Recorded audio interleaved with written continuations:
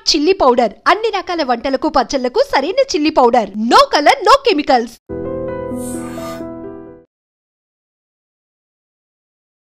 నమస్కారం, welcome to iDream. Dharma Margam with Vijitha కార్యక్రమానికి స్వాగతం.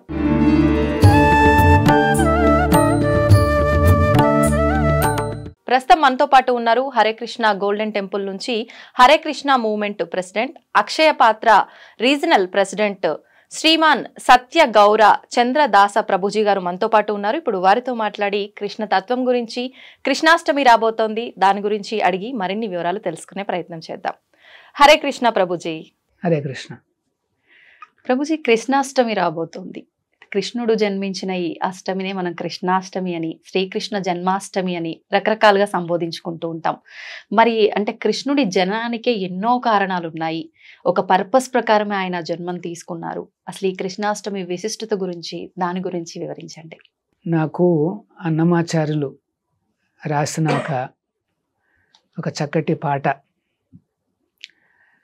మనందరికీ తెలిసింది. సతులాల చూడరే శ్రావణ బహుళాష్టమి సకలాయ నడురేయగలిగి శ్రీకృష్ణుడు. తర్వాత పుట్టియప్పుడే చతుర్భుజాలు శంకు చక్రాలు ఎట్టు ధరించేనే ఈ కృష్ణుడు అని అన్నమాచార్యులు ఆశ్చర్యపోతూ ఈ అద్భుతమైన రచన చేశారన్నమాట. సో శ్రీకృష్ణ జన్మాష్టమి, శ్రావణ బహుళాష్టమి, గోకులాష్టమి, అట్లా ఎన్నో రకాల నామాలతో ఆయన అవతరించిన ఆ రోజును మనం సెలబ్రేట్ చేసుకుంటున్నాం. భగవంతుడు అవతరణ అనేది చాలా విశిష్టం అన్నమాట. పరిత్రాణాయ సాధూనాం వినాశాయ చ దుష్కృతాం ధర్మ సంస్థాపనార్థాయ సంభవామి యుగే యుగే. ప్రతి యుగంలో కూడా నేను దిగి వస్తాను అని చెప్తున్నాడు. దానికి 3 కారణాలు చెప్తున్నాడు ఆయన. పరిత్రాణాయ సాధూనా, సాధువులను రక్షించడానికి, వినాశాయ చ దుష్కృతాం అంటే మిస్క్రియంట్స్ని నశింపచేయడానికి, అంతేకాకుండా ధర్మ సంస్థాపనార్థాయ. ఎందుకంటే మిస్క్రియంట్స్ కానీ లేకపోతే దుష్టులు కానీ రాక్షస స్వభావం కానీ సమాజంలో పెరిగితే ధర్మాన్ని అణిచేస్తారు వాళ్ళు. సో దాన్ని మళ్ళీ స్థాపించాలి. సో ధర్మ సంస్థాపనార్థాయ సంభవామి, నేను దిగి వస్తాను అని చెప్తున్నాడు అన్నమాట భగవంతుడు. సో అంటే ఈ ప్రపంచము ఆ దేవాది దేవుడి నుండి డిస్కనెక్ట్ అయి ఉండలేదు. ఆల్రెడీ ఆయన చూపు దీని మీద ఉన్నదన్నమాట. ఎప్పుడైతే ధర్మం నశిస్తోందో, తన భక్తులకు అంటే సామాన్యులకు బాగా పీడన అనేది ఎక్కువ అవుతుందో, వెంటనే ఆ స్వామి దిగి వస్తాడు అన్నమాట. అంటే ఎప్పుడు నేను అందరినీ చూస్తూనే కనిపెట్టుకుంటూనే ఉన్నాను, కానీ ఇలాంటి సందర్భాల్లో వస్తున్నాడు. కానీ భగవంతుడికి తెలుసు ఆల్రెడీ ఏమిటి, ఎప్పుడు ఎట్లాంటి టర్మాయిల్స్ ఎక్కువగా ఉంటాయని అని తెలుసు. అందుకనే ఒక రకంగా చెప్పాలంటే ముందుగానే డిసైడ్ చేసుకుంటాడు అనమాట ఆ డేట్ని, ఆ టైంని మాట. సో కృష్ణుడు ఎప్పుడు వస్తాడు అనేసి శాస్త్రంలో చెప్పబడి ఉంది. ఇది చాలా ఇంపార్టెంట్. ఎందుకంటే ఎవరైనా చెప్పొచ్చు నేను అవతారాన్ని, నేను విష్ణు అవతారాన్ని అంటే మనకి అప్పుడు ఎస్టాబ్లిష్ చేసే మార్గం ఉండాలి. సో సో ఆచార్యులు ఏం చెప్తారు అంటే అది శాస్త్రాలలో ఆల్రెడీ నిర్ణయించి ఉండాలన్నమాట. అప్పుడే మనం నమ్ముతాం. అంటే వస్తున్నారు అనగానే అది దానికి నిర్ధారణ అనేది ఉండాలి. ఓకే. సో కృష్ణుడు వస్తున్నాడు అంటే దానికి నిర్ధారణ ఆల్రెడీ ఉండాలి. అలాగే ఇంకొక అవతారం వస్తోంది అంటే ఉండాలన్నమాట. లేకపోతే మనకు బేసిస్ ఉండదు. ఎవరు చెప్పినా మనకి కన్ఫ్యూషన్ అన్నమాట. సో కృష్ణుడు ఆ రకంగా ఈ ద్వాపర యుగంలో ఇదే శ్రావణ మాసంలో అర్ధరాత్రి పూట నడిరేయి ఆ అష్టమి తిథి నాడు ఆయన వెలిసాడనమాట. అప్పటి వరకు కూడా వసుదేవుడు, దేవకి అంటే తల్లిదండ్రులు, వారు జైల్లో ఉన్నారు, బంధించబడ్డారు. ఆ దేవకి అన్నగారే కంసుడు బంధిస్తాడనమాట. సో మరి అప్పటి వరకు ఏదో లేబర్ పెయిన్స్ లాగా ఫీల్ అవుతూ ఉంటుంది దేవకి. కానీ సడన్ గా ముందు ఆ నారాయణుడు ప్రత్యక్షం అవుతాడు అన్నమాట. వెంటనే అన్నీ తగ్గిపోతాయి. సో ఏమిటా అని చూస్తే సాక్షాత్తు భగవంతుడు. వెంటనే తన ప్రార్థనలన్నీ సమర్పించి వెంటనే నారాయణుడు చిన్న బాలకుడుగా మారిపోతాడు. ఎలా మారుతాడు? అవతరించిన తర్వాత వెంటనే మారిపోతాడు. అట్లాగా ఎట్లా మారుతాడు? పుట్టేయప్పుడే చతుర్భుజాలు శంకు చక్రాలు ఎట్టు ధరించిన ఏ కృష్ణుడు అనేసి, అంటే ఆ చిన్న పిల్లవాడుగా ఉన్నప్పటికీను 4 చేతులు కనిపిస్తున్నాయి. శంఖ చక్ర గదాయుధాలతో, వైడూర్యాలతో, కిరీటాలతో, పెద్ద జుట్టుతో. ఇంకా చూసిన వాళ్ళకి అర్థమైపోతుంది అన్నమాట, సాక్షాత్తు ఆ విష్ణువే అవతరించాడు అనేసి. అట్టే కిరీటము నాభరణాలు ధరించి ఎట్ట నెదుటనున్నాడు ఈ కృష్ణుడు అనేసి అన్నమాచార్యులు ఆశ్చర్యపోతూ చెప్తున్నారు. అంటే భగవంతుడి యొక్క అవతరణ సాధారణ బాలకుడిలాగా జరగదన్నమాట. ఆయన నిర్ణయించుకున్న ముహూర్తంలో ఆయన నిర్ణయించుకున్న విధంగా అవతరిస్తాడు.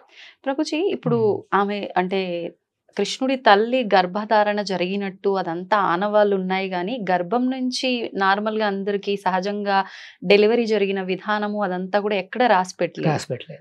అంటే అది అక్కడికక్కడికి సృష్టించబడా కృష్ణుడు? అవతరించబడాడు. అంటే అవతరణ అంటే మనం అర్థం చేసుకోవాలి. అవతారము అంటే భగవంతుడు తన ధామం నుండి మనం ఉండే ప్రదేశానికి దిగి వస్తాడు. మనం మెట్లు దిగి వచ్చినట్టుగా ఆయన దిగి వస్తాడు అన్నమాట. అంటే మెట్లు దిగుతాడా లేకపోతే ఇంకొక రకంగా చేరుకుంటాడా, అది ఆయన ఇష్టం. అంతే. ఇప్పుడు అంటే కారాగారంలోనే ఆయన ఆవిర్భావం జరగటానికి వెనకాల ఆంతర్యం ఏదైనా ఉందండి? అంటే మొత్తం లీలంతా కూడా ఎట్లాగైందంటే దేవకి పెళ్లి చేసుకోగానే ఆనవాళ్ళు ఏమిటంటే అన్నగారు రథంలో తోలుకుని వెళ్ళి ఇంటికి అంటే వేంకులకు అప్పచెప్పాలి, వాళ్ళ ఇంటి వరకు వెళ్ళాలి. మనం ఇప్పటికీ కొంతమంది చూస్తుంటాం. సో అట్లాగే కంసుడు తీసుకుని వెళ్తుంటే వెంటనే ఒక ఆకాశవాణి వినిపిస్తుంది అన్నమాట. నువ్వు మురుకులాగా ఉన్నావు, నువ్వు ఎవరినైతే తోలుకుని వెళ్తున్నావు, నీ చల్లాయి అష్టమ గర్భం నీకు మృత్యు అవుతుంది అంటుంది. వెంటనే కంసుడికి అర్థమైపోతుంది అన్నమాట, ఓహో నేను నా మృత్యువుని నేను తీసుకెళ్తున్నానని చెప్పి వెంటనే చాలా క్రూరంగా మారిపోతాడు. అప్పటి వరకు చల్లాయి ఎంతో ఆప్యాయంగా చూసుకుంటున్నవాడు వెంటనే ఒక ఖడ్గాన్ని తీసుకుని జుట్టు పట్టుకుని చంపడానికి రెడీ అయిపోతాడు అన్నమాట. వెంటనే వసుదేవుడు అప్పుడు కొత్తగా పెళ్ళయింది, భర్త బాధ్యత ఏమిటంటే భార్యను రక్షించాలి. వెంటనే కొద్దిగా కంసుడితో మాట్లాడడం మొదలు పెడతాడు అన్నమాట.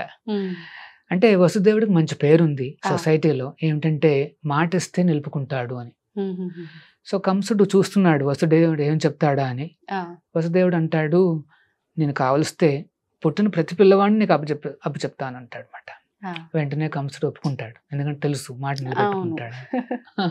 అయినప్పటికీ బంధించేస్తాడు. మొట్టమొదటి కొడుకు పుడతాడు. దేవకి కళ్ళ ముందే వసుదేవుడు తీసుకుని వెళ్ళి కంసుడికి అప్పచెప్తాడు అన్నమాట. ఎంతో బాధాకరంగా ఉంటుంది. వెంటనే కంసుడు ఏమనుకుంటాడంటే, అరే నువ్వు మాట నిలబెట్టావు అని చెప్పి, నా మృత్యు వచ్చేది 8వ గర్భం కదా, ఇప్పుడు పర్లేదులే నువ్వు తీసుకెళ్ళిపో అని చెప్తాడు అనమాట. బా ఎంత మార్పు వచ్చిందిరా అని చెప్పి ఆనందంగా తీసుకువెళ్తుంటే ఈ లోపల కంసుడు యొక్క అనునూయులు ఉంటారు కదా, వారందరూ ఏమంటారంటే మనం విష్ణువుని నమ్మలేము, 8 అన్నాడు, మరి ఒకటైతే ఫస్ట్ గర్భమే అయితే ఉండొచ్చు. సో వెంటనే కంసుడు సంశయం అక్కడ చాలా కిరాతకంగా ఆ బిడ్డను తీసుకుని చంపేస్తాడు అనమాట.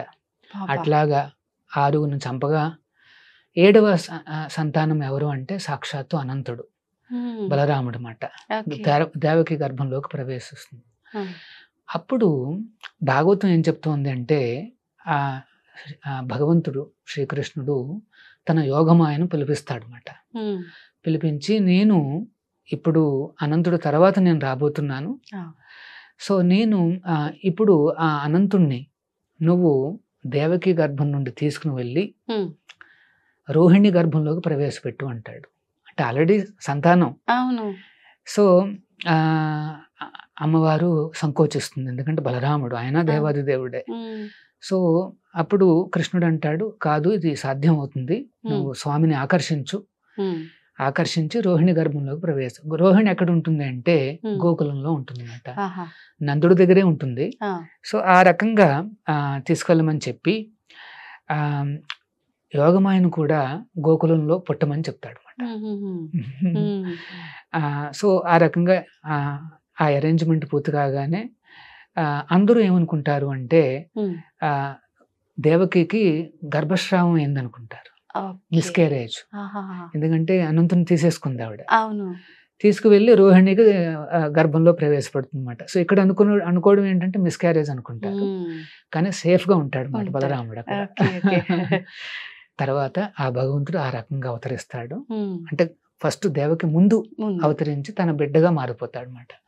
అలా 4 చేతులతో కనిపించగానే దేవకి పుత్రవాత్సల్యంతో నువ్వు ఇట్లా ఉంటే కంసుడు వస్తాడు చంపేస్తాడని భయపడుతూ ఒక నార్మల్ బాలకుడుగా మారిపోవని కోరుతుంది, సామాన్య బాలకుడుగా. వెంటనే కృష్ణుడిగా మారిపోతాడు, నల్లనయ్యగా మారుతాడు. కొత్త మేఘం ఏ రకంగా బ్లూ కలర్ లో ఉంటుంది చూడు, ఆ కలర్ లో ఆ భగవంతుడు కనిపిస్తాడు అనమాట. అవతరించగానే వెంటనే వసుదేవుడికి ఏం చెప్తాడు అంటే నన్ను ఇక్కడ నుండి తీసుకువెళ్ళి గోకులానికి తీసుకువెళ్ళు అంటాడు అనమాట. అదే అష్టమి గడియల్లో స్వామిని తీసుకుని వెళ్ళి గోకులానికి ప్రయాణిస్తాడు. అందుకనే గోకులాష్టమి అని కూడా అంటారు. సో ఆ రకంగా గోకులము అంటే గోవుల కులము అంటే ఆవులు ఎక్కువగా పెద్ద ఆవులు ఉండే కమ్యూనిటీ మాట. అదే గోకులం అంటే. బృందావనము, గోకులము, మథుర అంటే ఇంకా ఎన్నో ఆవులు ఉంటాయి అక్కడ. నందుడికి లక్షలాది ఆవులు ఉన్నాయని చెప్పబడిన శాస్త్రం చెప్తా అన్నమాట. సో యోగమాయ ప్రభావంతో ఏమవుతుంది అంటే మొత్తం అక్కడ అందరూ నిద్రపోవడము, గేట్లు తెరుచుకోవడము, వసుదేవుడు చిన్న బుట్టలో చిన్న కృష్ణుని పెట్టుకుని బయటకు వస్తాడు. భారీగా వర్షం. యాక్చువల్గా మాకు జన్మాష్టమి టైం కూడా అంటే కృష్ణుడు అవతరించే చాలా వర్షాలు వస్తాయి. ఇది వర్షాకాలం కదా, సో అప్పుడు కూడా వర్షం పడుతోంది. సో అందుకనే కృష్ణుడిని ఆ వర్షం నుండి కాపాడడానికి అన్నట్టుగా అనంతుడే సాక్షాత్తు అవతరించి ఒక గొడుగులాగా అంబరిలాగా పట్టుకుని ఉంటాడు. యమున దగ్గరికి వస్తాడు వసుదేవుడు. చాలా వేగంగా ఉధృతంగా ప్రవహిస్తూ ఉంటుంది. వసుదేవుని చూడగానే యమున దారి కల్పిస్తుంది. వెంటనే వసుదేవుడు వెళ్తుంటే కొన్ని శాస్త్రాలు ఏం చెప్పబడింది అంటే చిన్ని కృష్ణుడు అటు ఇటు దొల్లుతూ పడిపోతాడు, యమునాలో పడిపోతాడు అన్నమాట. వెంటనే వసుదేవుడు పిచ్చివాళ్ళ తయారైపోతాడు. నా కొడుకు, అయ్యో ఒక్క కొడుకన్నా మిగులుతాడు అనుకున్నాను అని ఎంతో ఆతృతగా ఆల్మోస్ట్ మ్యాడ్ అయిపోతాడు అన్నమాట. అప్పుడు మళ్ళీ కృష్ణుడు దర్శనం ఇచ్చి మళ్ళీ బుట్టలోకి ప్రవేశిస్తాడు. అంటే మొదటి లీలలు ఇక్కడ మొదలు పెట్టేశాడు. ఆచార్యులు ఏం చెప్తారు అంటే ఆ యమున కూడా స్వామి పాదాలను స్పృశించాలని ఆ కోరికను కూడా తీరుస్తాడు అన్నమాట. అట్లాగా ముందుకు వెళ్ళి యశోద ఇంటికి చేరుకుంటాడు. యశోద అప్పుడే ఒక ఆడపిల్లకు జన్మనిచ్చి ఉంటుంది అన్నమాట. సో ఆడపిల్ల దగ్గర కృష్ణుడిని పెట్టి ఆడపిల్లని తీసేసుకుని, అంటే స్వాపింగ్ ద చిల్డ్రన్ తీసుకుని వెంటనే జైలుకి వచ్చేస్తాడు అనమాట. జైలుకు రాగానే వెంటనే ఆ పిల్ల ఏడవడం మొదలు పెడుతుంది. వీళ్ళందరూ మేలుకుంటారు. వెంటనే కంసుని పిలుస్తారు. హుటాహుటిని వచ్చేస్తాడు. వచ్చేసేసి ఎక్కడా అనేసి అడుగుతాడు. ఎక్కడా అని 8వ సంతానం అని. దేవకి అంటుంది, చూడరా ఆడపిల్లరా, వదిలిపెట్టేసాయి, నిన్ను చంపేది మగవాడు కదా అనేసి అంటే, కాదు కాదు విష్ణువుని నమ్మకూడదు, 8వ సంతానం అన్నాడు గాని ఆడవాళ్ళ చెప్పలేదు కదా అని చెప్పి చాలా క్రూరంగా అంటే 2 కాళ్ళు పట్టుకుని బండ మీదకి కొట్టడానికి ప్రయత్నిస్తాడు. ప్రయత్నించినప్పుడు ఆ ఆడపిల్ల చేతి నుండి స్లిప్ అయ్యి ఆకాశంలోకి ఎగిరి అమ్మవారిలా అవతరిస్తుంది అన్నమాట. ఆ దుర్గాదేవిగా వెలుస్తుంది. యోగమాయ వెలిచి కంసుని హెచ్చరిస్తుంది అన్నమాట. మూర్ఖుడా, నీ మృత్యు ఆల్రెడీ ఉన్నది, దగ్గరకు వస్తోంది. ఎంతో ఇన్నోసెంట్ అమాయకులైన ఈ వసుదేవుడు దేవకిని ఏ రకంగా బంధించి హింసలు పెడుతున్నావు, నీ రోజులు దగ్గర పడ్డాయని చెప్పి అంతర్ధానం అయిపోతుంది అన్నమాట.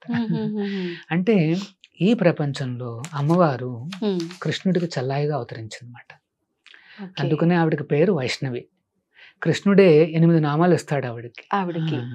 వైష్ణవి అని, దుర్గా అని అట్లా. సో ఆ రకంగా అవతరించగా అంటే ఆవిడ అంతర్ధానం కాగానే సో కృష్ణుడు ఆల్రెడీ చేరుకున్నాడు.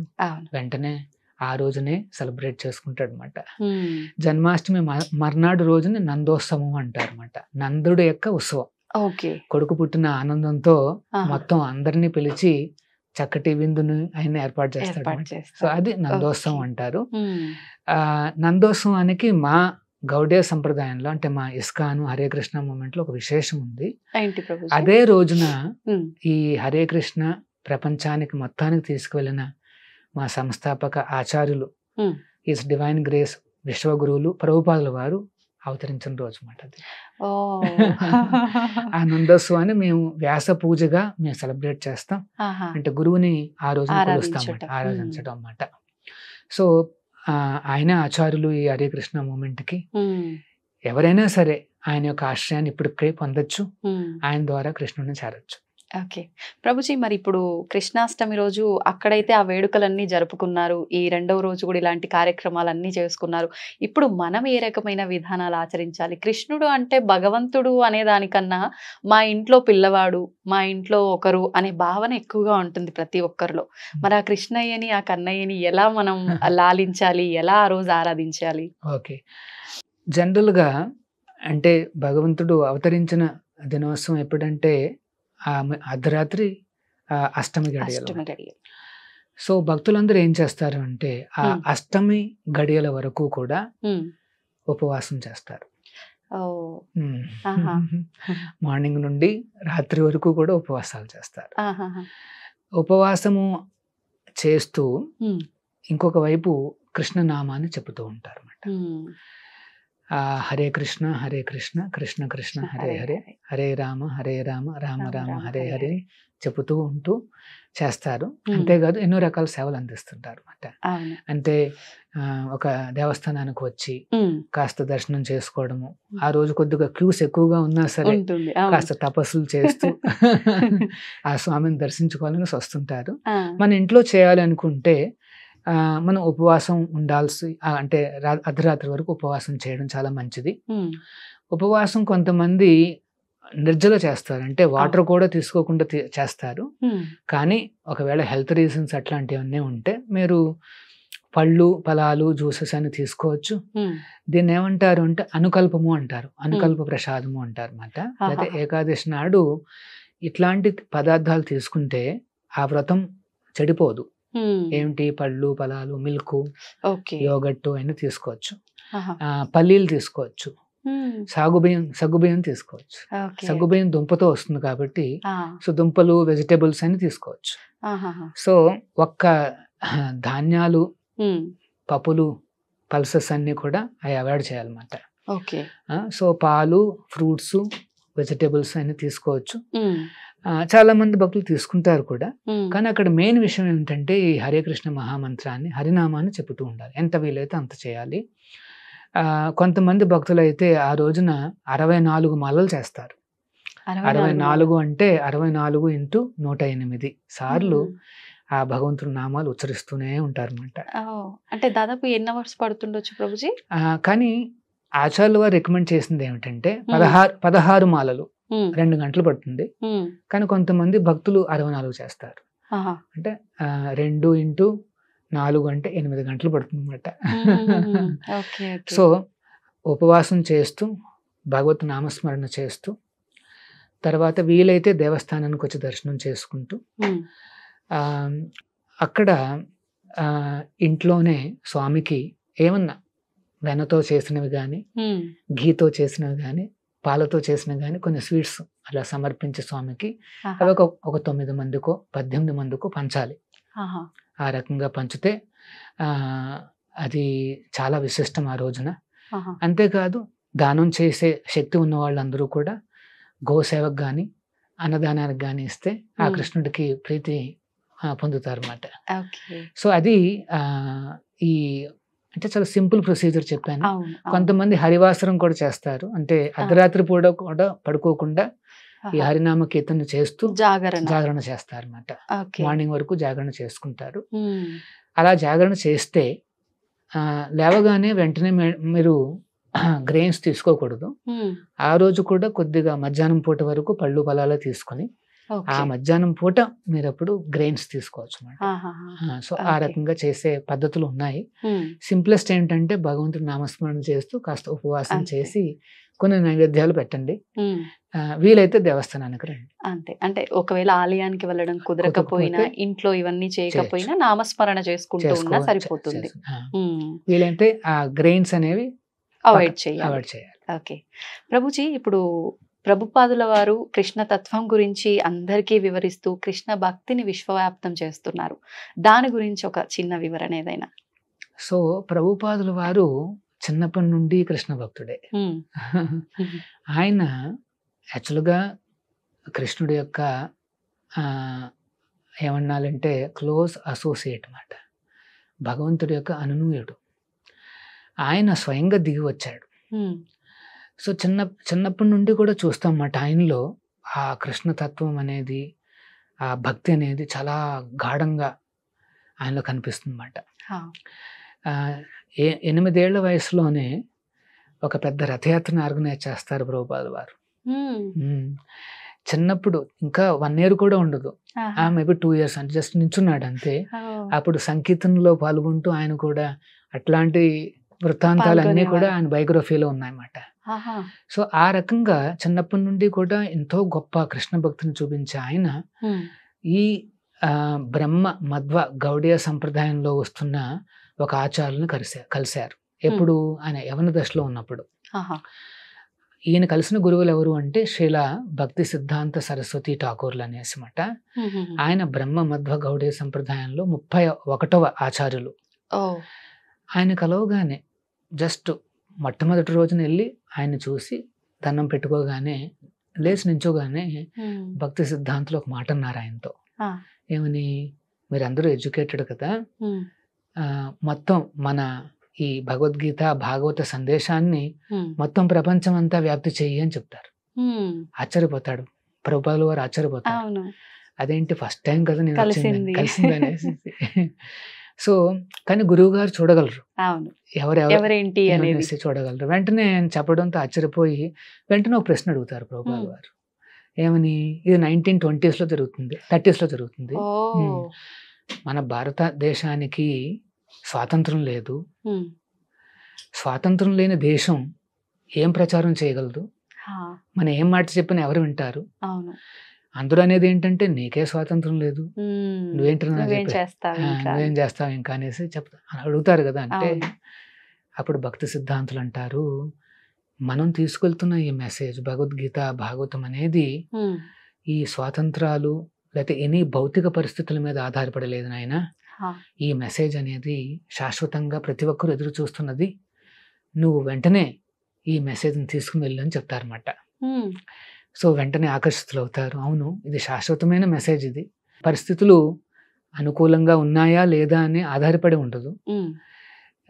అనేసి ఆలోచించి వెంటనే చాలా ఆకర్షితులు అవుతారు అన్నమాట ప్రభుపాదుల వారు. ఆహా. వెంటనే భక్తి సిద్ధాంతుల దగ్గర నుండి దీక్ష తీసుకుంటారు. ఉమ్. దీక్ష తీసుకుని ఎప్పుడూ ఆలోచిస్తూ ఉండేవారు అన్నమాట, ఎలా సంపూర్ణం చేయాలి, ఉమ్. గురువు గారి యొక్క ఆదేశాన్ని ఎట్లా పాటించాలి. ఎందుకంటే ముఖ్యంగా ఆయన ఏం చెప్తారంటే గురువులు పాశ్చాత్య దేశాలలో ప్రచారం చేయమని చెప్తారు ముందుగా. సో మరి ఎట్లా వెళ్ళాలి అనేసి ఆలోచిస్తూ ఆ. ప్రభుపాదుల వారు ఎన్నో రకాల ప్రయత్నాలు చేస్తారు. ఫస్ట్ ఇండియాలోనే ప్రయత్నాలు చేస్తారు. ఆహా. కానీ ఇండియాలో అందరూ ఏంటంటే అందరూ అమెరికా వైపు చూస్తున్నారు. అప్పటి నుంచి ఇదే ఉంది. అదే ఉందండి.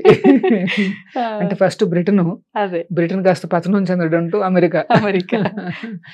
అంటే పాశ్చాత్య దేశాల్లోనే ఏదో ఉందనేసి ఒక అనుకుని ఇక్కడ జనాలు ఎక్కడ మొగ్గు చూపుతున్నారో అక్కడి నుంచి మనం మొదలు పెడితే బాగుంటుంది అనే ఉద్దేశం అయి ఉండొచ్చు కదా ప్రభుజీ.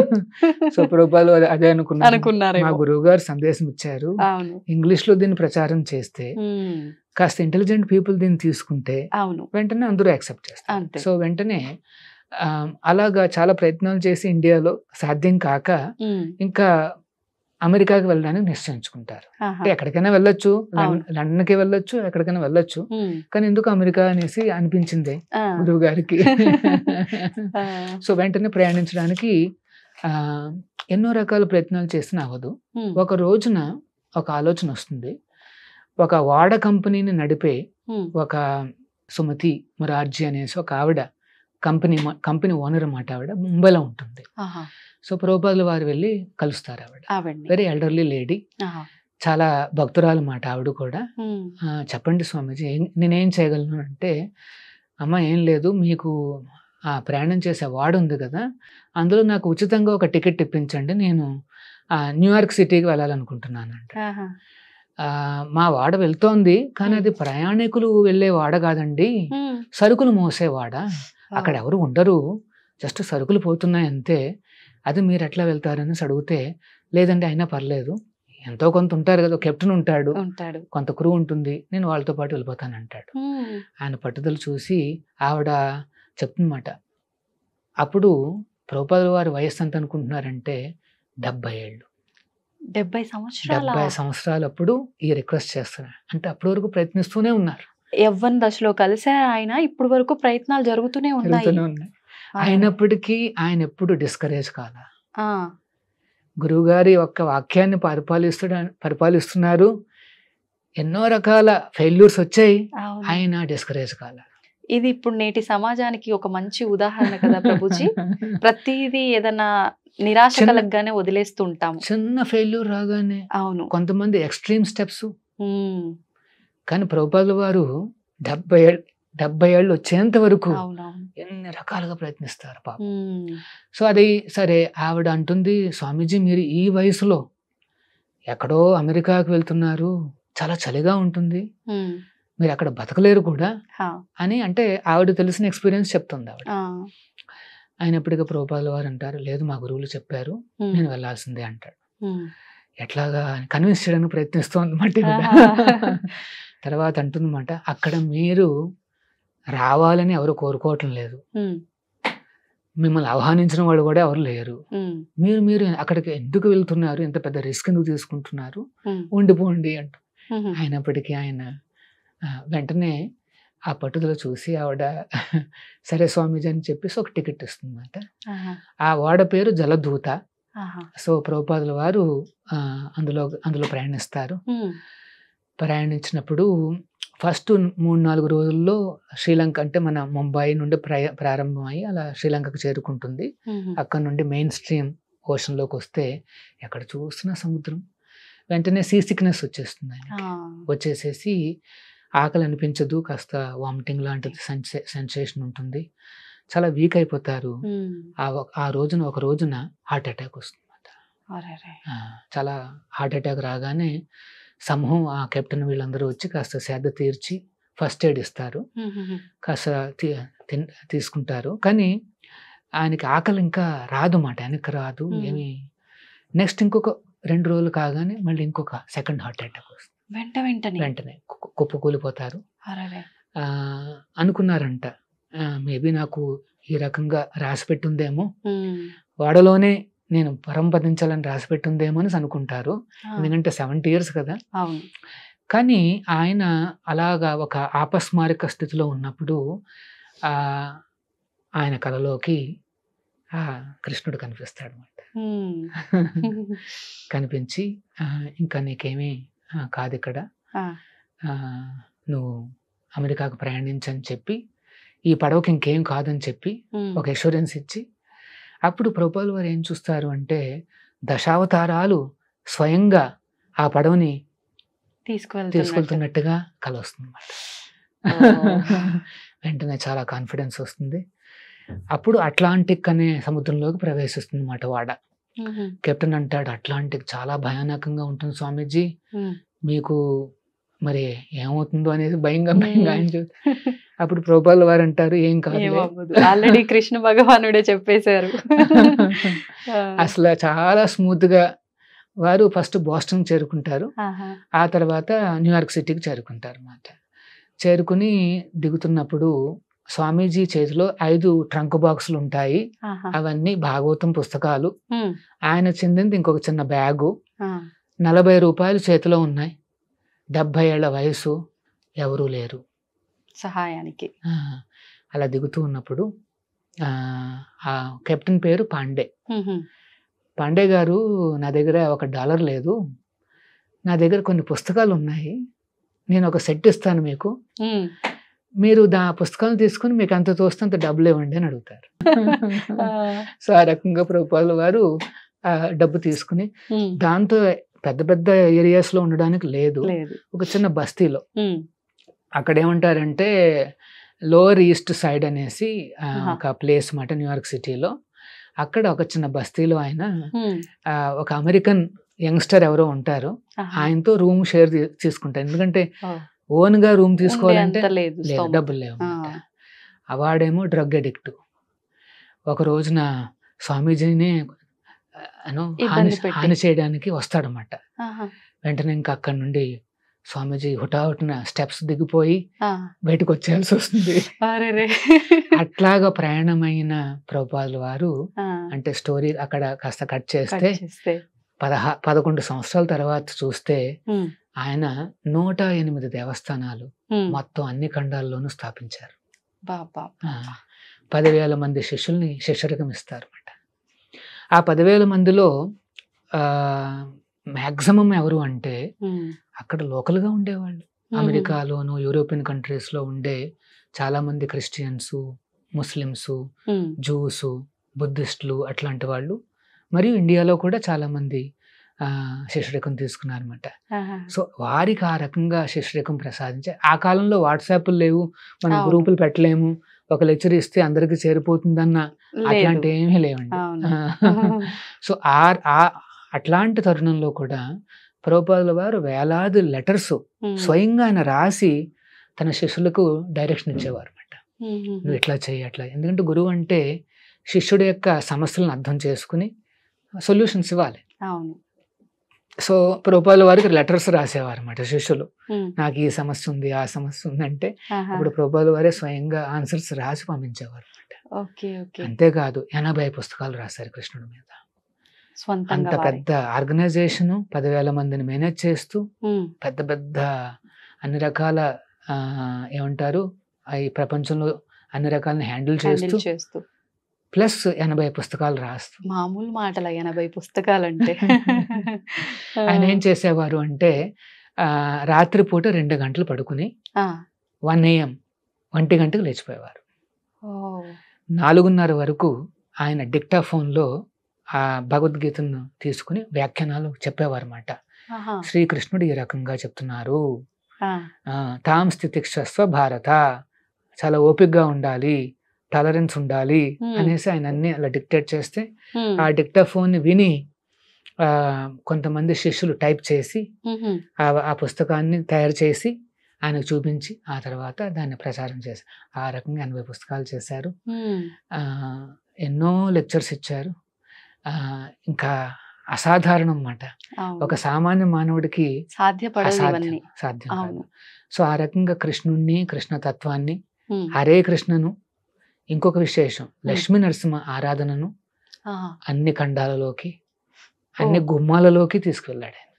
ప్రత్యేకించి ఇప్పుడు అంటే స్వామివారి అవతారాలలో ఎన్నో అవతారాలు, లక్ష్మీ నరసింహ అవతారాన్ని ఎందుకు ఎక్కువగా ప్రభుపాదులు గారు మాట్లాడడం జరిగింది? సో 65లో ఆయన ప్రయాణిస్తున్నారు, అలాగే 66లో చేరుకున్న తర్వాత 67లో, అంటే అప్పటికి ఇంకా ఎంతో మంది లేరు శిష్యులు, ఒక 4-5 దగ్గరకు వచ్చారు. ఆ తరుణంలో ఇంకొక హార్ట్ అటాక్ వస్తుంది. చూడండి, ఆ ఏజ్ చూడండి. సో వచ్చినప్పుడు వీళ్ళకేం తెలీదు, ఎందుకంటే గురువు అంటే ఎట్లా చూసుకోవాలి వీళ్ళకేం ఐడియా లేదు. హాస్పిటల్కి తీసుకెళ్ళాలా తీసుకెళ్ళకూడదా, వాళ్ళు గుణించుకుని మేము హాస్పిటల్కి తీసుకువెళ్దామని అనుకుంటారు అన్నమాట. అనుకుంటే అప్పుడు ప్రభుపాదుల వారు, అంటే కాస్త ఆ స్పృహ ఇంకా ఉంది, ఆయన ఏం చెప్తారంటే, వద్దు, నన్ను హాస్పిటల్కి తీసుకెళ్ళొద్దు, నేను మీకు ఒక మంత్రం చెప్తాను, ఆ మంత్రాన్ని మీరు ఉచ్చరించండి, అప్పుడు 2 దేవస్థానాలు ఉంటాయి, అక్కడ ఇక్కడ అందరూ కూడా ఉచ్చరించండి అని చెప్పి నరసింహస్వామి వారి యొక్క మంత్రాన్ని ప్రసాదిస్తారు. అప్పటి వరకు వారికి కృష్ణుడు అంటేనే తెలుసు, ఇప్పుడు నరసింహ అంటే వాళ్ళకి ఐడియా లేదు. సో ప్రభుపాదుల వారు చెప్తారన్నమాట, ఈ లక్ష్మీ నరసింహ, ప్రహ్లాద నరసింహ ఆయన కూడా విష్ణు అవతారమే. తర్వాత భక్తుల్ని రక్షించే భావనలో ఉంటాడు నరసింహ, ఎప్పుడూ భక్తుల్ని రక్షించే, ఎందుకంటే ప్రహ్లాదుని రక్షించడానికి వచ్చాడు. సో నన్ను రక్షించమని కోరుకోండి, నా గురువు గారు వచ్చిన పని ఇంకా పూర్తి కాలేదు, మీరు పర్మిషన్ ఇస్తే పూర్తి అవుతుంది అనేసి కోరుకోమని చెప్తాడు అనమాట. సో ఆ రకంగా వాళ్ళు ప్రార్థనలు చేస్తారు. రూపాయలు వారు ఖచ్చితంగా రికవర్ అవుతారు. సో ఇంత ఘనంగా హరే కృష్ణ అన్ని చోట్ల ప్రచారం అయింది అంటే అది ఆ లక్ష్మీ నరసింహస్వామి అనుగ్రహం. ఇప్పుడు మనకు హరే కృష్ణ గోల్డెన్ టెంపుల్లో లక్ష్మీ నరసింహస్వామి స్వయంభూ ఆలయం కూడా ఉంది. మరి ఇప్పుడు కృష్ణాష్టమి రోజున ఇక్కడ కూడా వేడుకలు జరుగుతాయా? అంటే కృష్ణుడితో పాటు స్వామి వారికి, లక్ష్మీ నరసింహస్వామి వారికి కూడా ఎటువంటి వేడుకలు జరుగుతుంటాయి ప్రభుజీ? అక్కడ యాక్చువల్గా ఆ రోజున ఇరు దేవస్థానాల్లో కూడా విశేషమైన నూతన వస్త్రాలు, ఆభరణాలు సమర్పించడమే కాకుండా మార్నింగ్ నుండి రాత్రి వరకు కూడా ఎన్నో ఉపచారాలు అందించడం జరుగుతుంది అన్నమాట. అంటే ప్రాతకాలంలో స్వామికి షోడశోపచారాలన్నీ సమర్పించి ఆ తర్వాత రెగ్యులర్ నైవేద్యాలు, ఆరతులు, చాలా ఎక్కువ నైవేద్యాలు చేస్తూ ఉంటారు కదా కృష్ణుడికి సంబంధించిన ఏ వేడుకకైనా. జనరల్గా అవతరించిన రోజున 108 ఐటమ్స్ మేము తయారు చేస్తాం. ముఖ్యంగా మాతాజీస్ ఉంటారు, అంటే మా దేవస్థానంలో ఇలాగా ప్రాక్టీస్ చేసే కొంతమంది మాతాజీస్, వారందరూ చక్కగా కృష్ణుడికి వండి పెడతారు అన్నమాట. ఒక 2 రోజుల నుండే వాళ్ళు రెండు రోజుల ముందు నుండే వాళ్ళు ప్రారంభిస్తారు.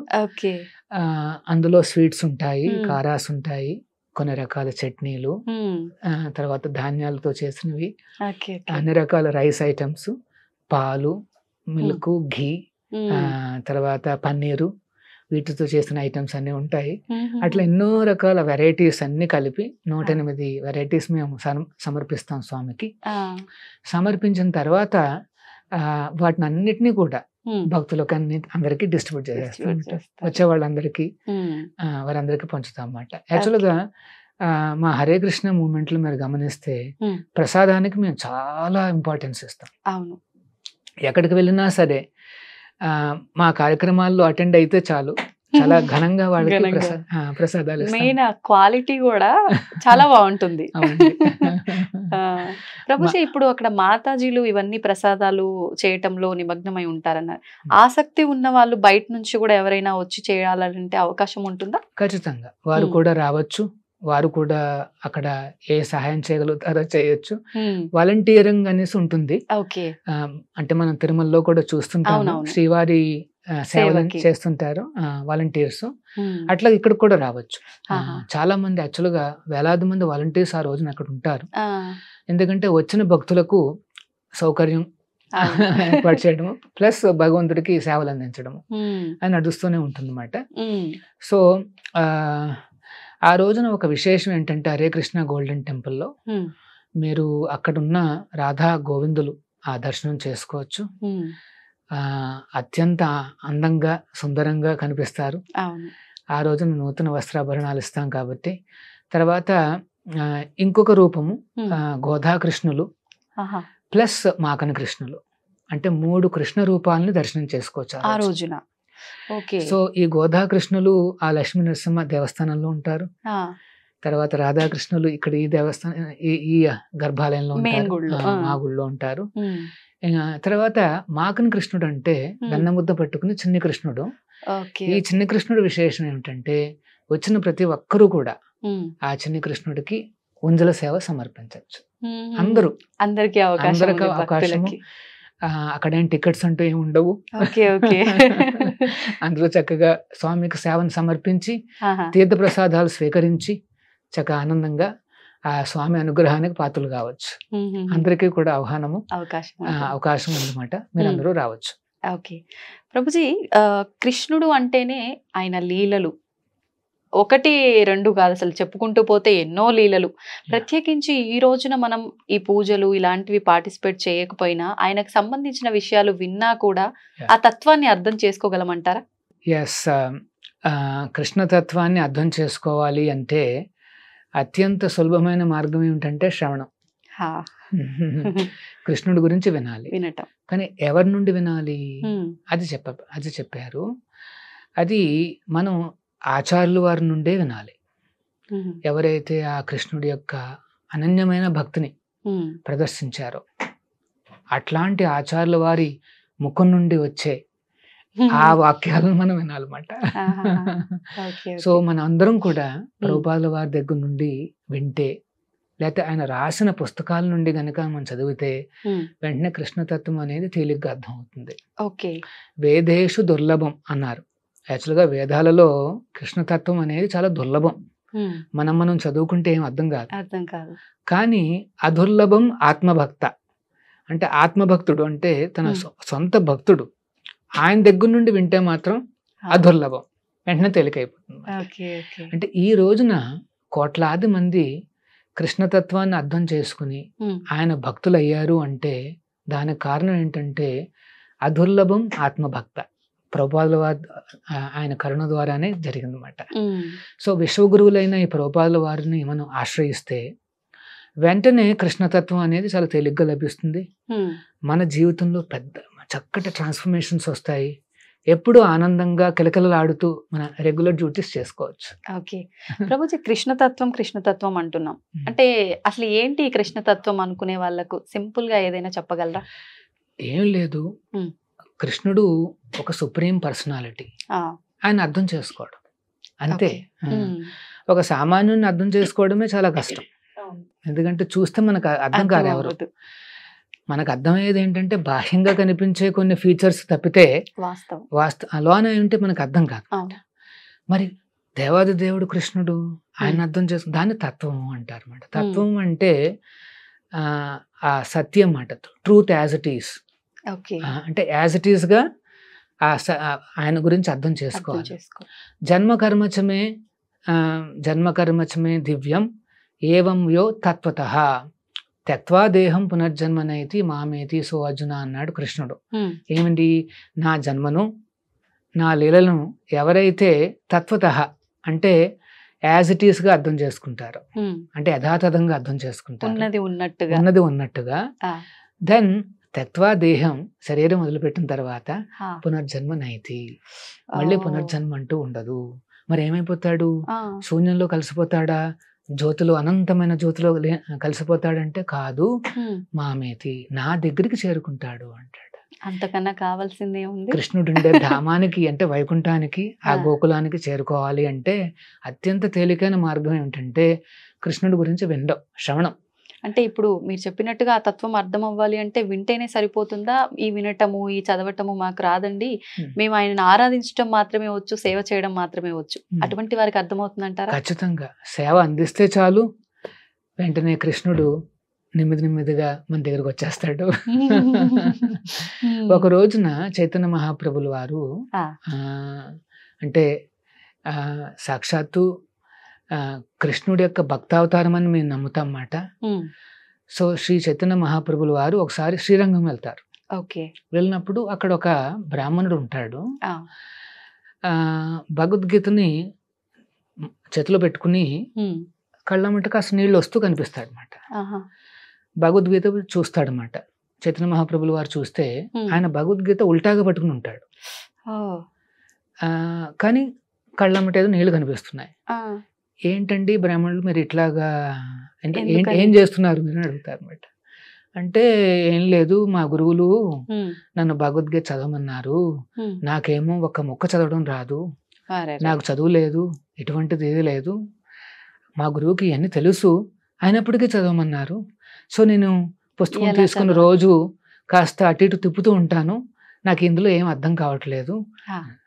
మరి అది సరే, మరి కళ్ళమ్మట నీళ్ళు ఏమిటని అడుగుతాడు అనమాట.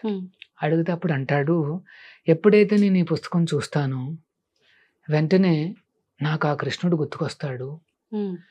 ఆ కృష్ణుడు తన భక్తుడైన అర్జునుడి యొక్క రథానికి సారథ్యం వహించాడు, తన భక్తుడికే సారథ్యం వహించాడు.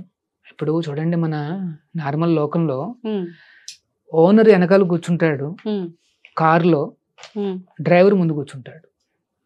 ఇక్కడ కృష్ణుడు ఆయన ఆయన ఓనరు, అవును, కానీ ఆయన డ్రైవర్ అవుతాడు. వెనకాల అర్జునుని కూర్చోబెట్టాడు. అది గుర్తుపెట్టుకుని ఈ బ్రాహ్మణుడు ఎంతో ఆనందాన్ని పొందుతుంటాడు అన్నమాట. అప్పుడు చైతన్య మహాప్రభులు వారు అంటారు, ఆయన భగవద్గీత చదివిన తర్వాత వచ్చే ఆ ఎఫెక్ట్ ఏంటంటే ఇదే, ఆ భగవంతుడి మీద ఆప్యాయత, ఆనందము, నీకు అది ఆల్రెడీ నీకు లభించింది, నీ భగవద్గీత చదువు అనేది సాఫల్యమైంది నైనా అని చెప్తాడు. ఆశ్చర్యపోతాడు మాట ఆ బ్రాహ్మణుడు. లేదు నేనేం చదవలేదు అంటే, లేదు నేను చదివిన తర్వాత కూడా రాని ఆ భావన నీకు అర్థమైపోయింది. సో మనకు నిజంగా కావాల్సింది ఏంటంటే ఆ కృష్ణుడి మీద ఆప్యాయత, ఆ భావన పెంచుకోవడం అన్నమాట. అలా పెంచుకున్నవాడు ఈ వేదాంతుల కంటే గొప్పవాడు. అన్ని వేదాలు చదివి హృదయం కఠినంగా మారిపోవడం కంటే దేవుడున్నాడు, ఆ కృష్ణుడు ఉన్నాడు అని ఆనందపడిపోయే వాళ్ళు ఇంకా ఎక్కువ మంది ఉంటారు. అవును. సో అందుకనే మనం స్వామికి సేవలు అందిస్తూ ఉంటే చాలు, ఆయన ప్రీతిని మనం పొందగలిగితే చాలు, వెంటనే మనలో ఆ భావనలనే పెరుగుతూ వస్తుంటాయన్నమాట. స్వామి పట్ల ఆకర్షణ పెరుగుతుందన్నమాట. ఎప్పుడైతే ఆ రకంగా ఆకర్షితం అవుతాడో, అందుకనే కృష్ణుడికి పేరు ఏంటంటే సర్వాకర్షకుడు అని పేరు మాట. కృష్ణ అంటే అర్థం అందరినీ ఆకర్షిస్తాడు. ఫ్యామిలీస్ కావచ్చు, లేకపోతే యంగ్స్టర్స్ కావచ్చు, చిన్నపిల్లలు కావచ్చు, ఎవరైనా కావచ్చు. ఒక్కసారి మొదలు పెట్టారు కృష్ణుడికి సంబంధించింది వినటమో చూడటమో అంటే డైవర్ట్ అవ్వలేరు అనమాట. ప్రభుజీ, ఇప్పుడు ఈ కృష్ణతత్వం మీరు చెప్పినంత ఈజీగా మనం అర్థం చేసుకోలేమేమో, విన్నా సరే చూసినా సరే ఏ రకంగా అయినా. అంటే సాక్షాత్తు వ్యాస భగవానుడే ఇది అంత సాధ్యపడేది కాదు, క్లిష్టతరమైంది అని చెప్పినట్టుగా వింటూ ఉంటాము. మరి నిజంగా అది వాస్తవం అంటారా? యాక్చువల్గా భగవద్గీత అంతా చెప్పిన తర్వాత కృష్ణుడే చెప్తాడనమాట, అర్జున, ఎవరైతే ఈ భగవద్గీతను ప్రచారం చేస్తారో వారంటే నాకు చాలా ప్రీతి, కానీ ఈ భగవద్గీతను చెప్పడానికి ఎవరికి చెప్పాలని ఆయన చెప్తాడు. ఎవరైతే నా మీద అసూయ లేదో వారికి మాత్రమే భగవద్గీత అర్థం అవుతుంది అంటాడు. సో భగవద్గీత చదవాలన్నా, కృష్ణతత్వాన్ని అర్థం చేసుకోవాలన్నా మొట్టమొదటి స్టెప్ ఏంటంటే మనం కృష్ణుని చూసి అసూయ పడకూడదు, ఆయన దేవాది దేవుడు అని చెప్పి అంతే ఆ శరణాగతి అనేది ఉండాలన్నమాట. సో మరి ఎందుకు కష్టం అని చెప్తారంటే, ఇప్పుడు చూడండి, మనం రామచంద్రుని చూసాం అనుకోండి, సరే ఫస్ట్ విష్ణువుని చూసాం అనుకోండి, 4 చేతులతో శంఖచక్రాలతో ఎంతో గౌరవనీయంగా అద్భుతంగా కనిపిస్తాడు. వెంటనే దేవుడు అని అర్థమైపోతుంది. మనకి ఇంకా ఫిలాసఫీలు అవసరం లేదు, ఏం అవసరం లేదు, చూడగానే అర్థమైపోతుంది నాకంటే గొప్పవాడు అనేసి. రామచంద్రుని చూసారనుకోండి, అబ్బో చాలా మర్యాద పురుషోత్తముడు, ఎన్నో నియమంగా ఉన్నాడు. 16,000 మంది మునులు ఆయన వచ్చి రామచంద్రుని కోరుకుంటారు, మీకు మేము దాసులుగా దాసి అంటే మిమ్మల్ని పెళ్లి చేసుకోవాలనుకుంటున్నాం అంటాడు. అంటే ఆ రూపాన్ని మాకు ప్రసాదించండి అవుతాడు అన్నమాట. అప్పుడు రాముడు అంటాడు, ఈ అవతారంలో నేను ఏకపత్ని వ్రతుణ్ణి, నెక్స్ట్ అవతారంలో నేను కృష్ణుడిగా రాబోతున్నా అని చెప్తాడు అన్నమాట. సో అంటే రామచంద్రుని చూసినా ఎంతో మర్యాద పురుషోత్తముడు అంటారు, అంటే ఎంతో చాలా నియమంగా కనిపిస్తాడు. కానీ కృష్ణుడి దగ్గరికి వస్తే ఒక సామాన్యుడిగా కనిపిస్తాడు, గోవుల్ని కాచుకునే ఒక కాపురిలా కనిపిస్తాడు, నెమలి పించం పెట్టుకుంటాడు. ఆ తర్వాత గోపికలతో ఆడుకుంటుంటాడు. తర్వాత 16,000 మందిని పెళ్లి చేసుకుంటాడు. ఇవన్నీ అర్థం కాదన్నమాట, అంతమందిని పెళ్లి చేసుకున్నాడు ఏమిటి అనేసి. నిజంగా వీళ్ళంతా 16,000 మందిని పెళ్లి చేసుకున్నాడు. 16,108 మందిని పెళ్లి చేసుకుంటాడు ద్వారకాలో. యాక్చువల్గా ఏమవుతుందంటే, ఒక నరకాసురుడు వాడేం చేస్తాడు అంటే, అన్ని రాజ్యాల మీద దాడి చేసి ఆ రాజులను ఓడించినప్పుడు అక్కడుండే కన్యలందరినీ దొంగలించుకుని వచ్చి తన ఆధీనంలో పెట్టుకుంటాడు. ఆ రకంగా 16,108 మందిని బంధిస్తాడు. వాళ్ళందరినీ ఒప్పించి పెళ్లి చేసుకోవడానికి ప్రయత్నాలన్నీ చేస్తూ ఉంటాడు అన్నమాట. ఆ తరుణంలో కృష్ణుడు అక్కడికి రావడం జరుగుతుంది. కృష్ణుడు సత్యభామ ఇద్దరు అక్కడికి రావడం జరుగుతుందన్నమాట. జరిగినప్పుడు ఆ కాలంలో ఏంటంటే అది వైదిక సంప్రదాయం అన్నమాట. ఒకవేళ ఏ కన్య అయినా సరే ఇంటి నుండి ఒక్క రాత్రి లేకపోయినా సరే ఎవరు పెళ్లి చేసుకోరు. ఒక్క రాత్రి 2 రాత్రులు లేకపోయినా సరే ఎవరు పెళ్లి చేసుకోరు. అసాధ్యం పెళ్లి అనేది. అట్లాంటి తరుణంలో వీళ్ళు ఎన్నో రోజులుగా ఎన్నో నెలలుగా బందీలుగా ఉండడంతో వాళ్ళకి అసలు పెళ్ళి అవ్వడం అనేది అసాధ్యం. సో కృష్ణుడు వచ్చి ఆ రాక్షసుని సంహరించిన తర్వాత వీళ్ళందరి నుండి చెర నుండి విడిపిస్తాడు. విడిపించినప్పుడు వాళ్ళందరూ భగవంతుడిని ఆల్రెడీ ఆకర్షితులైపోతారు స్వామిని చూడగానే. వెంటనే ప్రార్థనలు ఇచ్చి సరే మీకేం కావాలని కోరుకోమని చెప్తే మాకిప్పుడు మేము ఇంటికి వెనక్కి వెళ్ళినా సరే ఎవరు పెళ్లి చేసుకునే అవకాశం లేదు. సో మరి అయితే ఏంటి అంటే ఏం కావాలి మీకు అంటే మమ్మల్ని మీరే పెళ్లి చేసుకోండి. అంటే అప్పుడు కృష్ణుడు 16,108 మంది అంటే ఆల్రెడీ 8 మంది మెయిన్ క్వీన్స్ ఉంటారు. మిగతా వాళ్ళందరినీ కూడా పెళ్లి చేసుకుంటాడు. అందరినీ పెళ్లి చేసుకుని ఒక్కొక్కరికి ఒక్కొక్క భవంతిని నిర్మిస్తాడు అక్కడ ద్వారకాలో. అంతేకాదు 16,108 రూపాలుగా తను కూడా ఎక్స్పాండ్ అవుతాడు. ఒక్కొక్క భార్యతో ఒక్కొక్క రూపం నివసిస్తుందన్నమాట. అంతమంది కృష్ణులుగా తను విభజన జరిగి తను ఒక్కొక్కరితో నివసించడం ప్రారంభిస్తాడు అనమాట. అంటే మానవులు ఒకవేళ ఎక్కువ మందిని పెళ్లి చేసుకున్నా వాడు ఒక్కొక్క రోజు ఒక్కొక్క ఇంటికి వెళ్ళగలుగుతాడు, వెళ్ళాల్సిందే అంతే. కానీ భగవంతుడు అట్లా కాదు, తను ఎక్స్పాండ్ అవుతాడు. సర్వాంతర్యామి అంతటా ఉంటాడు అన్నట్టు అంట అన్ని చోట్ల అన్ని గృహాల్లో కూడా ఆయన కృష్ణుడిగా అవతరించి అక్కడ ఉన్నాడు అనమాట. ప్రతి హృదయంలోనూ ఆయన ఎక్స్పాండ్ అయ్యి ఉండగలిగిన వాడు ఒక 16,000 మందికి అంత తొందరే ఉంది. మన ఏమిటంటారు, మానవ హృదయంలోనూ ఉన్నాడు పరమాత్మ రూపంలో, ఒక చిన్న మస్కిటోలో కూడా ఉన్నాడు. ఏదన్నా జీవి కదులుతోంది అంటే ఆ జీవిలో ఆత్మ ఉంది, పరమాత్ముడు ఉన్నాడు. అంటే చలనం ఉన్న ప్రతి దాంట్లో పరమాత్మ ఉన్నాడు అనుకోవచ్చా? అంటే ప్రతి జీవిలో కూడా చలనం ఉన్నా చలనం లేకపోయినా ఉన్నారన్నమాట. చలనం లేనివి ఏమిటి? చరాచర సృష్టి అంటారు కదా. అచర అంటే వృక్షాలు. అవును, వృక్షాల్లో కూడా ఆ స్వామి ఉన్నాడు అనమాట. సో అంటే పరమాత్ముడు ఉన్నాడు కనుకనే మనం కొంత ఆ యాక్టివిటీని చూస్తాం అన్నమాట. పళ్ళు రావడము, పుష్పాలు రావడము అట్లనే గమనిస్తుంటాం. అంటే ఎక్కడైతే ఇట్లాంటి ఆ గ్రోత్, ఆ కాన్షియస్నెస్, జీవం ఉందో వాటన్నిటిలోనూ ఆ పరమాత్ముడు కూడా జీవితో పాటుగా నివసిస్తాడు. జీవి వేరు, పరమాత్ముడు వేరు. ఆత్మ వేరు, పరమాత్మ వేరు. ఏంటి ప్రభుజీ వ్యత్యాసం ఏంటి? ఆత్మ అంటే 2వ చాప్టర్లో కృష్ణుడు ఈ సీక్రెట్ చెప్తాడనమాట. ఏమని? అర్జున, నువ్వు ఇంత విషాదం పొందుతున్నావే, నువ్వు శరీరం కోసం విషాదం పొందుతున్నావు నాయన, కానీ మనం అందరం కూడా ఈ శరీరాలం కాదు, ఆత్మస్వరూపులం అంటాడనమాట. దేహినో యస్మిన్ యదా దేహే కౌమారం యవ్వనం జరా తథా దేహాంతర ప్రాప్తి ధీరస్తత్ర మోహ్యతి అని చెప్పి, ఈ జన్మలో మనం ఎన్నో శరీరాలు మార్చుకున్నాము, కానీ ఆత్మ మాత్రం మారదు. ఒకవేళ మనం ఈ శరీరాన్ని వదిలిపెడితే ఆత్మ ఇంకొక శరీరంలోకి ప్రవేశిస్తుందని చెప్తాడనమాట. అంటే ఇప్పుడు ఉదాహరణకి మనకి రీసెంట్గా ఒక పెద్ద యాక్సిడెంట్ జరిగింది, ఎయిర్ ఇండియా కదా. చాలా దురదృష్టకరమైన విషయం అది. ఆ బోర్డులో అంటే ఆ ఫ్లైట్లో ఉన్న అందరూ కూడా చనిపోయారు, ఒక్కడెవరో బతికారు. ఇంకొక ఆమె మిస్ అయిపోయింది, కాస్త లేటుగా వచ్చి ఆవిడ మిస్ అయిపోయింది, తప్పితే మిగతా వారందరూ చనిపోయారు.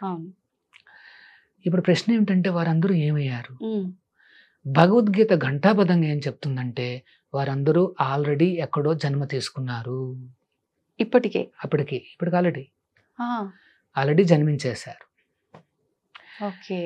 ఏ కుటుంబాల్లో పుట్టారు, ఎక్కడ జన్మించారు అన్న విషయాలు కూడా యాక్చువల్గా శాస్త్రం బాగా చదివిన వాళ్ళకి అర్థమవుతుంది.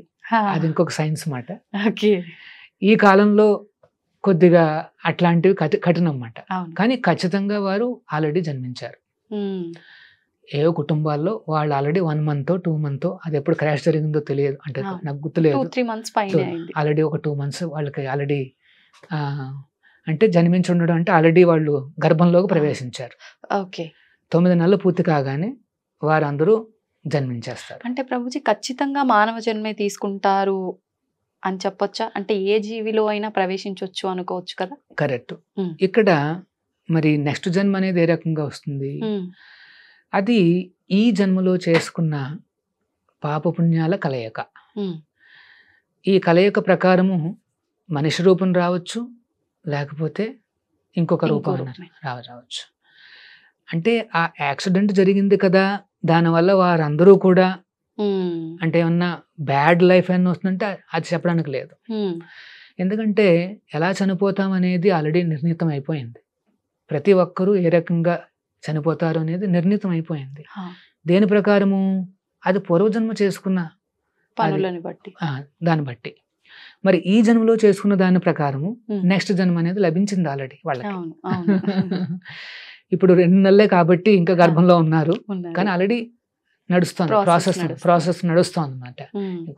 కొన్ని రోజుల్లోనే వాళ్ళు పుట్టబోతున్నారు అనమాట, అంటే కొన్ని నెలల్లో వాళ్ళు. సో మనం చేసుకున్న ప్లస్ మైనస్ల ద్వారా నెక్స్ట్ లైఫ్ లో 4 అనేవి నిర్ణీతం అవుతాయి అట్లీస్ట్. జన్మైశ్వర్య శృతశ్రీ, ఒకటి ఏంటంటే ఎక్కడ పుడతారు అనేది నిర్ణయం అవుతుంది. కొంతమంది గోల్డ్ స్పూన్తో మేబీ టాటా బిర్లా అట్లాంటి ఫ్యామిలీస్ లో పుడతారు. కొంత పాపం ఏమీ లేకుండా ఉండే ప్రదేశాలు, కొన్ని ఆఫ్రికన్ కంట్రీస్ లాంటివి, అక్కడ కూడా పుడతారు. అంటే ఇది దేవుడు చేసిన డిస్క్రిమినేషన్ కాదు, మనం చేసుకున్న ప్లస్ మైనస్. దేవుడు ఆయన న్యూట్రల్, కరుణ, ఆయన చాలా అందరిపైన ఒకేలా. ఎందుకు అందరిపైన ఒకేలా ఉంటాడు అంటే అందరూ కూడా ఆయన బిడ్డలే, అంతే, ఆయన కొడుకులే. సో ఆయన ఏమంటాడంటే, నేను తండ్రిగా మీకు అందరికీ న్యూట్రల్ అయ్యా, మీరు బాగా మంచి పనులు చేస్తే పైకి వస్తారు, చెడ్డ పనులు చేస్తే కిందకి వెళ్ళిపోతారు. ప్రభుజీ ఇప్పుడు అందరూ ఆయన బిడ్డలే, మరి అందరూ ఆయన బిడ్డలైనప్పుడు ఎన్నెన్నో అరాచకాలు, దుర్మార్గాలు, ఒకడేమో చాలా మంచివాడు అవుతాడు, ఒకడేమో చాలా దుర్మార్గుడు అవుతాడు. మరి మన తల్లి అయితే మనని ఖచ్చితంగా తప్పు చేస్తే మందలించి సరి చేస్తుంది, మరి భగవంతుడు సరి చేసే ప్రయత్నం చేస్తున్నాడా అంటే ఏం చెప్తారు? ఖచ్చితంగా చేస్తాడు. ఒకవేళ ఎవరైనా బాగా భయానకమైన రాక్షసుడు అయిపోతే స్వయంగా వచ్చి వాడిని చంపడం కూడా చేస్తుంటాడు స్వామి. ఈ కలికాలంలో సాధ్యపడుతుందంటారా? అంటే ఈ కలికాలంలో ఒక సమస్య ఏంటంటే, పూర్వకాలంలో అయితే ఇట్లాంటి రాక్షసులను చూసాం, అంటే హిరణ్యకశ్యపుడు, హిరణ్యాక్షుడు అని మనం చూసాం. మరి కలియుగంలో ఒక విశేషం ఏంటంటే, ప్రతి ఒక్కళ్ళలోనూ రాక్షస గుణాలు ఉన్నాయి, దైవ గుణాలు కొద్దిగా, రాక్షస గుణాలు కూడా ఉంటాయన్నమాట. అంటే నిన్నటి వరకు బాగానే ఉన్నాడు కదరా, ఈ రోజు ఏంటి ఇంత భయానకంగా ఉన్నాడు అని అనిపిస్తుంది అప్పుడప్పుడు. అన్ని షేడ్స్ చూపిస్తారు. ఎగ్జాక్ట్లీ. సో మరి స్వామి చంపాలంటే ఇంకా అందరినీ చంపేయాలి, అట్లా కాదు. అందుకనే ఈ కలియుగంలో భగవంతుడు అవతరించిన అవతారం ఏంటంటే, నేను చెప్పినట్టు శ్రీ చైతన్య మహాప్రభు అన్నమాట. వీరిని మనం అర్థం చేసుకోవాలి. గౌర నితాయిని స్వయంగా వెస్ట్ బెంగాల్లో అవతరించారు. మీరు అనొచ్చు, మరి ఈ అవతారానికి మరి ఏమన్నా శాస్త్ర ఉక్తం ఏమన్నా ఉందా అంటే, శ్రీమద్ భాగవతం చెప్తోంది, ఎన్నో పురాణాలు చెప్తున్నాయి. ఏమని? శ్రీకృష్ణుడే ఆ భక్తుడి అవతారంలో వస్తాడు ఈ కలియుగం ప్రారంభంలో అని చెప్తుందన్నమాట. సో ఏంటది? కృష్ణవర్ణం తుషాకృష్ణం సాంగపాంగాస్త్ర పార్షదం యజ్ఞై సంకీర్తన ప్రాయ యజంతి సుమేధసహ. కలియుగంలో తెలివితేటలు ఉండే వాళ్ళందరూ కూడా ఆ దేవాది దేవుణ్ణి సంకీర్తన యజ్ఞం ద్వారా ఆరాధిస్తారు. మీరు అడిగారే ఆరాధన ఏ రకంగా చేయాలి అని, అది సంకీర్తన ద్వారా చేయాలి. అంటే సంకీర్తన అంటే ఏంటంటే, ఈ హరినామాన్ని పాడడం గాని జపం చేయడం ద్వారానే మాత్రమే మనం స్వామిని పూజించగలుగుతాం అన్నమాట. మరి ఆ రూపం ఏమిటి? ఈ సంకీర్తన స్వీకరించే ఆ భగవంతుడు రూపం ఏంటంటే, కృష్ణవర్ణం తుషాకృష్ణం సాంగపాంగాశ్ర పార్షదం. సాక్షాత్తు కృష్ణుడే, కానీ కృష్ణుడి కలర్ ఉండదు, బంగారు వర్ణంతో వస్తాడు. ఆయన పేరే శ్రీ చైతన్య ఆర్ గౌరంగ. మన తెలుగు వాళ్ళు మనం వినలేదు ఈ పదాన్ని. వెస్ట్ బెంగాల్లో అవతరించిన స్వామి పేరు మాట. ఆ సంప్రదాయంలో వస్తున్న వారే ఈ ప్రభుపాదుల వారు. ఈ హరే కృష్ణ మూమెంట్ అంతా కూడా ప్రారంభించింది ఆ చైతన్య మహాప్రభుల వారు. సాక్షాత్తు కృష్ణుడే ఈ హరినామాన్ని మనకి ప్రవేశపెట్టి ఎవరైతే ఈ జపం చేస్తారో, సంకీర్తన చేస్తారో, మనం ఆరాధిస్తున్న కృష్ణుడు ఎవరు అంటే శ్రీ చైతన్య మహాప్రభుల వారు అన్నమాట. మనకు తెలియకపోవచ్చు, కానీ స్వామి మన నుండి తీసుకుంటున్నాడు అన్నమాట. మీరాదేవి తన యొక్క గీతాలలో ఆ చైతన్య మహాప్రభువును ప్రార్థిస్తుందన్నమాట. కృష్ణ, నువ్వు ద్వాపరలో నల్లగా వచ్చావు, ఇప్పుడు నువ్వు సువర్ణవర్ణంలో వచ్చావని ఆమె కొనియాడుతుందన్నమాట. సో ఈ అవతారానికి ఇంకొక పేరు ఏంటంటే చన్న అవతారం అంటారు. అంటే చన్న అంటే కనిపించడు, ఎవరికి తెలియదు, గుప్తంగా వస్తాడనమాట. గుప్తంగా ఆచార్య రూపంలో వచ్చి ఈ హరినామాన్ని ప్రవేశపెట్టి ఆయన తన ధామానికి వెళ్ళిపోతాడు అనమాట. దీన్ని చన్నావతారం అంటారు, శ్రీ చైతన్య మహాప్రభుల వారు అనమాట. సో ఆయన మహాప్రభుల వారు 550 సంవత్సరాల క్రితం అవతరించారు వెస్ట్ బెంగాల్లో.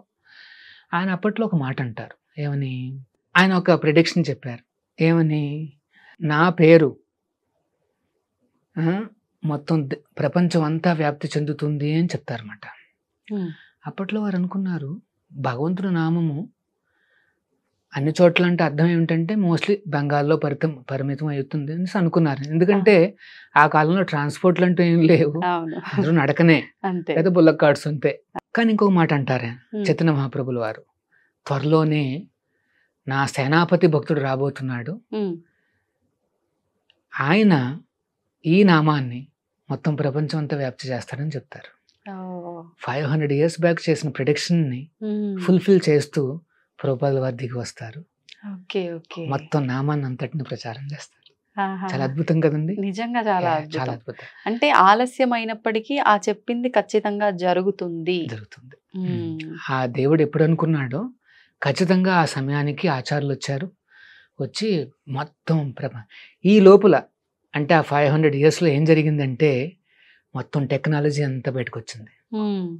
చూసారు, అన్ని రకాల ఓడలు, విమానాలు అన్ని రావడం మొదలుపెట్టినాయి. ఆచార్యుల వారు వీటిని అన్నిటిని ఉపయోగించి ఆయన మొత్తం ఆ నామాన్ని, హరినామాన్ని మొత్తం ప్రపంచం అంతా వ్యాప్తి చేశారు. ఇంకాస్త సులభమైంది వీటన్నిటి వల్ల. అసాధ్యం అనుకున్నది సాధ్యమైపోయింది, ఎందుకంటే భగవంతుడు చేసిన అరేంజ్మెంట్స్ అన్నమాట. ఒకవేళ బుల్లక్ కార్డ్స్ ఉంటే ఇప్పుడు చాలా టైం పడుతుంది, అసాధ్యం అన్నమాట. ఒక రకంగా చెప్పాలి, ఒక ప్రదేశం నుంచి ఒక ప్రదేశానికి వెళ్ళటానికి పట్టే రోజులే ఎక్కువ మనం వెళ్ళి అక్కడ చెప్పే విధానం కన్నా కూడా. అవును. తర్వాత ప్రింటింగ్ ప్రెస్లు వచ్చాయి, పుస్తకాలు ముద్రించడం మొదలు పెట్టింది. ఇంతకు ముందు ఏం చేసేవారు అంటే తాళపత్రాల్లో వాళ్ళు కాపీలు చేసుకునేవారు. ఒక పుస్తకాన్ని చూసుకుని ఇంకొక పుస్తకం మీద తాళపత్రాలు అంటే పామ్ లీవ్స్ ఉంటాయి కదా, వాటి మీద వాళ్ళు రాసుకునేవారు అన్నమాట. అలా ఒక కాపీ చేయాలంటే ఎన్నో నెలలు పట్టేది. దాన్ని ఒకరికి బహుమానంగా ఇచ్చేవారు, తర్వాత ఇంకొక కాపీ చేసేవారు. అట్లా చూడండి, వెంటనే ప్రింటింగ్ ప్రెస్లు రావడము. మరి ఇప్పటి వరకు ప్రభుపాదుల వారి పుస్తకాలు ఎన్ని ప్రచురితమే అంటే ఎన్ని రకాలుగా మేము డిస్ట్రిబ్యూట్ చేసాం, ఎంత వితరణ జరిగిందని ఆలోచిస్తే ఆ భగవద్గీత దానికి సంబంధించిన పుస్తకాలన్నీ కలిపితే ఆల్మోస్ట్ 55 కోట్లు కాపీలు మొత్తం ప్రపంచంలో అందరూ అంతమంది తీసుకున్నారు. 55 crore పుస్తకాలు. ఎంత కాలంలో ప్రభుజీ ఇదంతా? ఇది లాస్ట్ 45 years లో చేసాము ఇది. మేము సాధారణంగా ఏదైనా పుస్తకం ఇస్తే అట్లీస్ట్ ఆ ప్రింటింగ్ కాస్ట్ అని వెనక్కి తీసుకుంటాం. అంటే డబ్బులు ఇచ్చే కొనుక్కున్నారు, ఎంతో కొంత చదువుతారు. ఉచితంగా ఇస్తే దాన్ని పల్లీలు పెట్టుకోవడానికి వాడుకుంటారు, వాల్యూ ఉండదండి. మనకే వాల్యూ లేకపోతే వాళ్ళకి వాల్యూ ఎలా ఉంటుంది?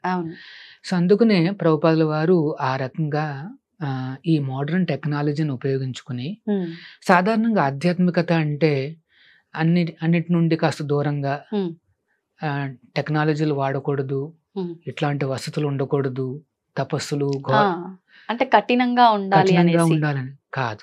అది కాదు నిజమైన ఏంటో వైరాగ్యం అంటే. ప్రభుపాదుల వారు ఏమనేవారంటే మన వైరాగ్యం ఏమిటంటే యుక్త వైరాగ్యము అనేవారు. ఏంటి యుక్త అంటే తెలివైన వైరాగ్యం. ఏంటి తెలివి అంటే, ఆ, ఈ లోకంలో కనిపించిన టెక్నాలజీస్, ఈ వసతులన్నీ కూడా మరి ఆ కృష్ణుడు ఇచ్చినవే కదా, మరి ఆయన సేవకు వాడుకోవడంలో తప్పే ఉంది. అవునవును, ఓనర్కి సంబంధించినవి ఆ ఓనర్కి వెనక్కి ఇవ్వడంలో తప్పే ఉంది. అంతే కదా.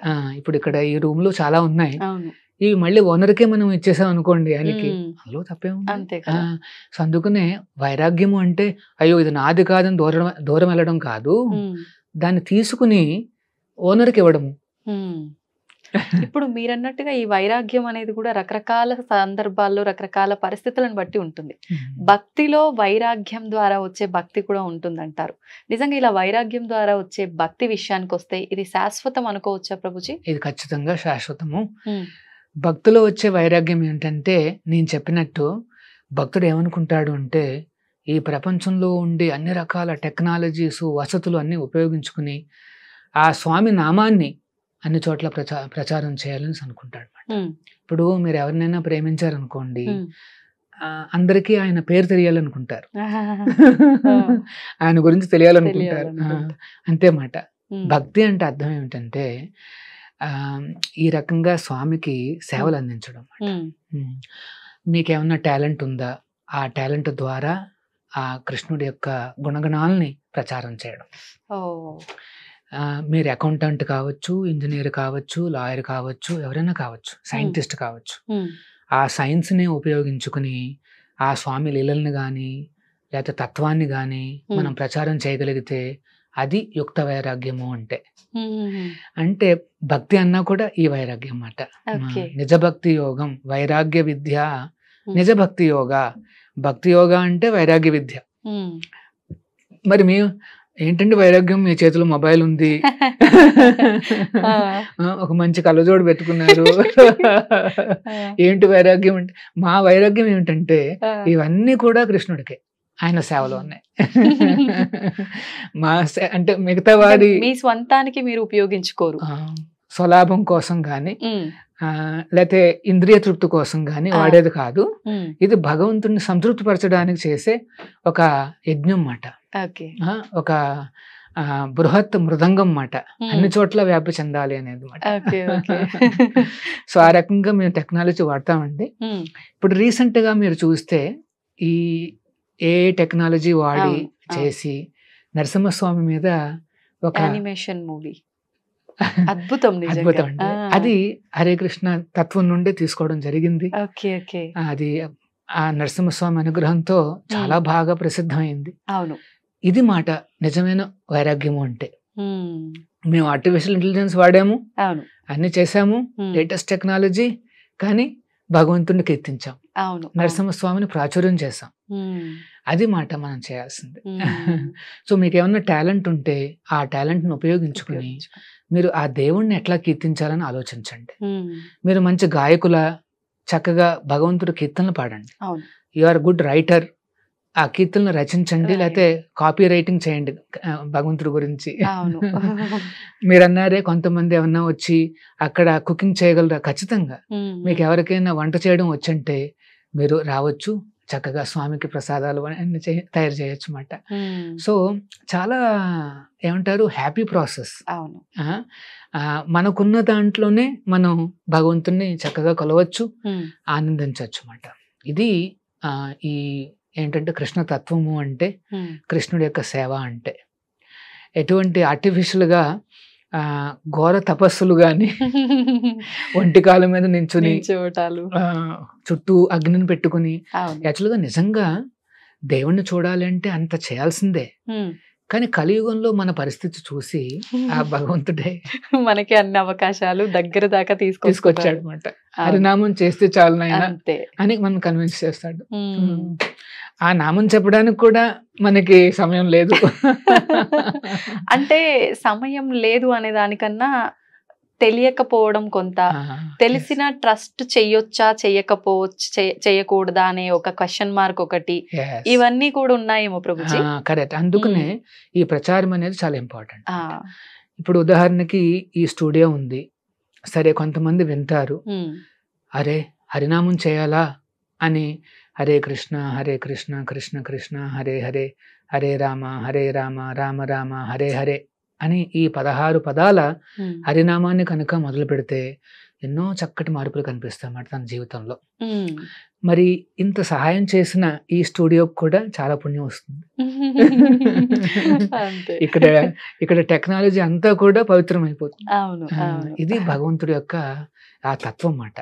చాలా చక్కటి విషయం అన్నమాట. మీరు అలాగే ఈ స్టూడియోను టెక్నాలజీస్ను ఉపయోగించుకుని ఈ భగవత్ తత్వాన్ని అందరికీ చేర్చాలి. అవును, అంటే మనకు మీరు అన్నట్టుగా ఎన్నెన్నో టెక్నాలజీస్ రోజు రోజుకి ఇంకా పెరుగుతూనే ఉన్నాయి, కానీ దాన్ని కరెక్ట్ వేలో ఉపయోగించట్లేదు. అవును, ఇప్పుడు చూడండి, ఆర్టిఫిషియల్ ఇంటెలిజెన్స్ వచ్చిన తర్వాత కొన్ని రకాల సైబర్ ఫ్రాడ్స్ అనేవి బాగా విపరీతంగా వచ్చేసాయి. అవును, పాపం కొంతమంది ఎల్డర్లీ పీపుల్ ఉంటారు. వాళ్ళు ఏమనుకుంటారు అంటే హెల్త్ పరంగా ఏమన్నా కాస్త ఫెసిలిటీస్ వస్తే బాగుంటుంది అనేసి వాళ్ళు చూసుకుంటారు. ఈ లోపల ఒక మెసేజ్ వస్తుంది, ఏమని, మీకు హెల్త్ పరంగా చాలా చక్కటి ఒక ఫెసిలిటీ ఉంది, క్లిక్ చేయండి అంటారు. వాళ్ళు ఏమనుకుంటారు, అయ్యో ఏదో నేర్చుకుందాం తెలుసుకుందాం అని చెప్పి వాళ్ళు క్లిక్ చేస్తే వెంటనే వాళ్ళ అకౌంట్ లో ఉన్న డబ్బులన్నీ వెళ్ళిపోతున్నాయి. సో దీన్ని ఏమంటారంటే సైబర్ ఫ్రాడ్ అంటారు. అంటే టెక్నాలజీ అనేది ఒక కత్తి లాంటిది. దాన్ని మంచికి వాడుకోవచ్చు, చెడ్డకి వాడుకోవచ్చు. ఇప్పుడు డాక్టర్ గారి చేతిలో కత్తి ఉంది, వాడు కోస్తున్నాడు శరీరాన్ని, కానీ ప్రాణాన్ని నిలబెడుతున్నాడు. దాన్ని సర్జరీ అంటారు. అంతే. కానీ ఒక తీవ్రవాది ఉన్నాడు, వాడి చేతిలో కత్తి ఉంది, కానీ వాడు కోస్తున్నాడు శరీరాన్ని, కానీ చంపేస్తున్నాడు. వాడిని తీవ్రవాది అంటారు.